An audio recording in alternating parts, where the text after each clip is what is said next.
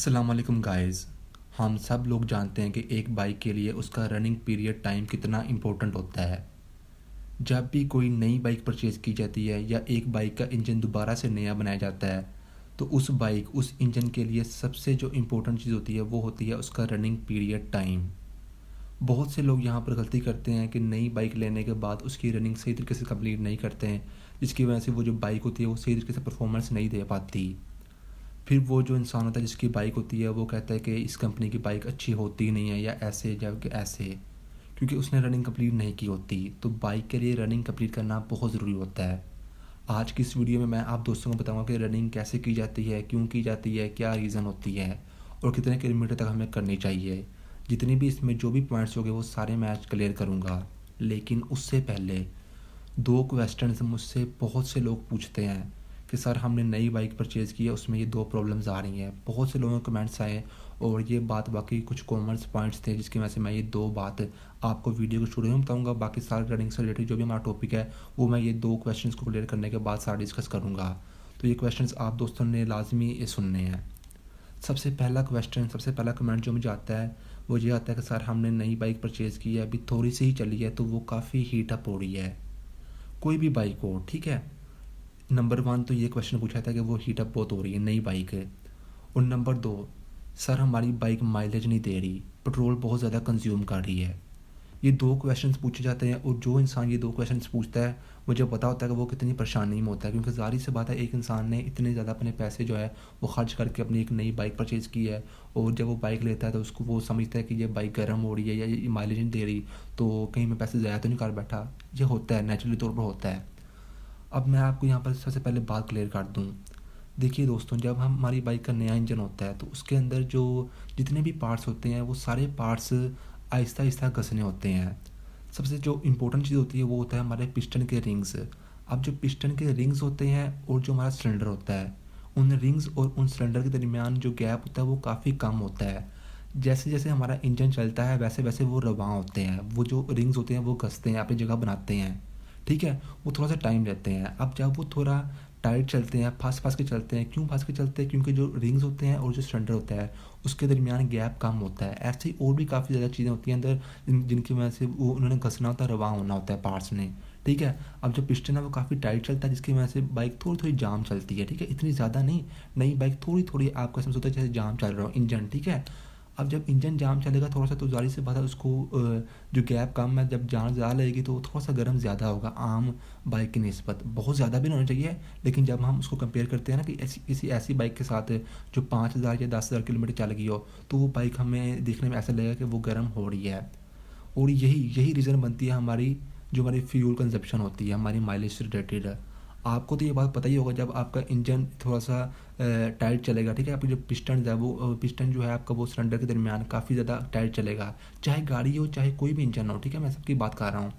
जब टाइट चलेगा तो फिर क्या होगा कि उसको जो उसकी जान है वो ज़्यादा लगेगी। थोड़ा सा फंस के थोड़ा टाइट चलेगा तो वो पेट्रोल भी ज़्यादा कंज्यूम करेगा। अब यहाँ पर बहुत से लोग क्या गलती करते हैं कि अभी बाइक को 100 किलोमीटर भी नहीं चलाते हैं, 100-200 किलोमीटर भी नहीं चलाते हैं। वो देखते हैं कि हमें जो माइलेज है वो तरीके से नहीं मिल रही, वो किसी भी आम इंसान के पास ले जाते हैं, किसी आम दुकान पर ले जाते हैं, जाके उसके कार्बोरेटर को खुलवा के उसके छेड़छाड़ करने लग जाते हैं, जो कि बहुत गलत बात है। तो ये थोड़े से पॉइंट्स है, इसी से रिलेटेड अब मैं आपको सारी वीडियो बताऊँगा कि आपने रनिंग कैसे करनी है। देखिए, रनिंग बेसिकली 3 पार्ट्स में मैं डिवाइड करूँगा, ठीक है, ताकि आप दोस्तों के लिए ईजी हो जाए समझना। पहले मैं बात करूँगा इनिशियल रनिंग के बारे में, जो कि शुरू की रनिंग होती है 100 किलोमीटर, ठीक है। आप 100 किलोमीटर, ठीक है, आप गए शोरूम, आपने बाइक निकलवाई, तो जो पहले 100 किलोमीटर है उसको मैंने यहाँ पर नाम दिया इनिशियल रनिंग, ठीक है। और उसके बाद 500 की हम बात करेंगे और फिर हम 1000 की बात करेंगे। अब जो सबसे पहले 100 किलोमीटर होते हैं ये तो बहुत ज़रूरी होते हैं ना। अब 500 किलोमीटर तक तो आपने, अब बहुत से लोग क्या करते हैं बाइक निकलवाते हैं, अपनी बाइक से काम करवाते हैं, जबकि पहले 500 किलोमीटर तक आपको आपकी बाइक के लिए काम करना चाहिए ताकि इन दी फ्यूचर वो आपको अच्छा रिस्पॉन्स दे सके।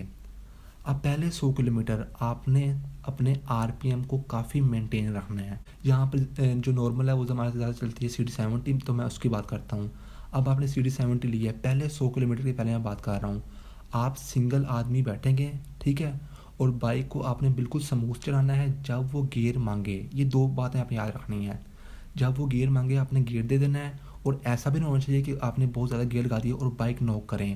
اکثر آپ نے محسوس کیا ہوگا جب آپ بائک چلاتے ہیں تو آپ فٹافٹ اگر گیئر زیادہ لگائے تھے تو وہ ٹھک ٹھک کر کے آواز آتی ہے، تو وہ آواز وہ نوکنگ بھی نہیں ہونی چاہیے، اور ایسے بھی نہیں ہونا چاہیے کہ آپ کی بائک 40 کی اسپیڈ پہ جا رہی ہے اور آپ نے جو گیئر ہے وہ تیسرا رکھا ہوا ہے۔ ایسا نہیں ہے۔ CD70 تو آپ پہلے 100 کلومیٹر تو آپ 30 سے 35 سے زیادہ تیز نہ چلائیں، یا میکسیمم اگر آپ سمجھتے ہیں کہ یہ روڈ بہت صاف ستھرا ہے، اونچائی یہاں پر بالکل بھی نہیں ہے، تو آپ 40 کلومیٹر تک چلا سکتے ہیں، ٹھیک ہے، سنگل آدمی۔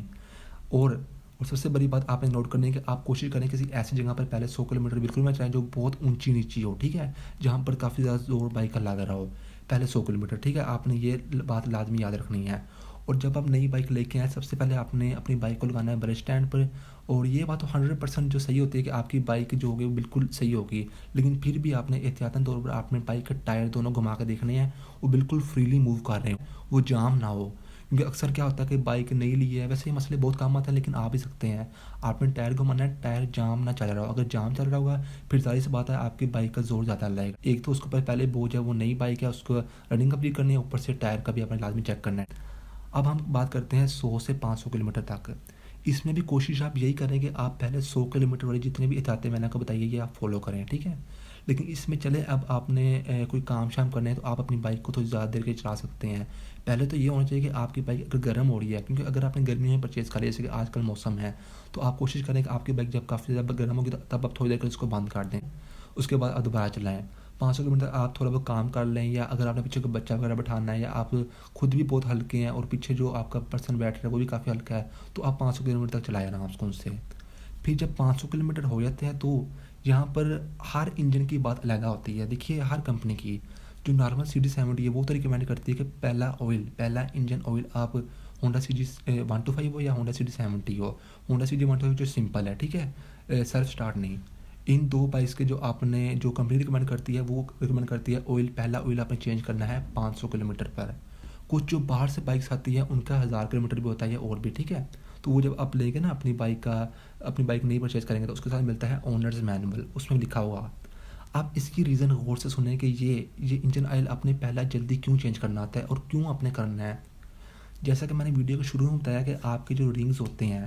اس نے گھسنا ہوتا ہے، اس نے بھی جگہ بٹھانا ہوتا ہے سلنڈر کے درمیان، جب اس نے گھسنا ہے تو گھسنے سے ظاہر سی بات ہے جو باقی جو میٹل کے چھوٹے چھوٹے پارٹس ہو گئے وہ آئل کے ساتھ مکس ہو گئے، ایسے ہی ہے نا، تو وہ آئل آپ کا جلدی گندا ہوگا، ٹھیک ہے، تو آپ نے اس آئل کو سب سے پہلے چینج کرانا ہے۔ باقی بھی گاڑیاں ہوں گی، گیئر کی گاڑیاں بھی وہ بھی آپس میں ملے گی، اس نے بیٹھنا ہوتا ہے، آپ جگہ بنانا ہوتا ہے، رواں ہونا ہوتا ہے، تو جو باقی پارٹس جو اس کا جو کچرا ہوتا ہے، کچرا کیا ہوتا ہے جو میٹل کے پارٹیکلز ہوتے ہیں وہ سارے آپ کے کافی زیادہ آئل کے اندر مکس ہو جاتے ہیں، تو آپ نے پہلا آئل جلدی چینج کرانا ہوتا ہے جو کہ آپ کی کمپنی بتا دیتی ہے، ٹھیک ہے۔ CD70 ہو تو آپ نے 500 کلومیٹر میں چینج کرانا میں نے آپ کو بتا دیا ہے، اور CG125 کا بھی ایسے ہوتا ہے، پرائڈر کا بھی ایسے ہوتا ہے، لیکن جو CG125 ایسی ہے اس کا آئی تھنک 1000 کلومیٹر پر ہوتا ہے۔